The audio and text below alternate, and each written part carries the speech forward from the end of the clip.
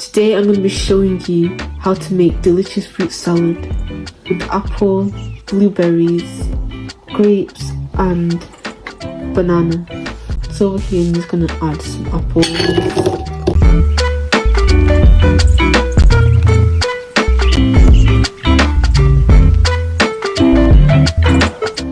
Then I'm going to add the blueberries. I'm going to add some banana. I'm going to add some grapes.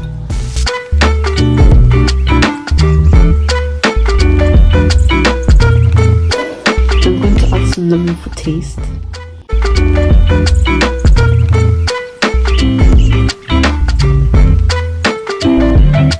Now I'm just going to mix it.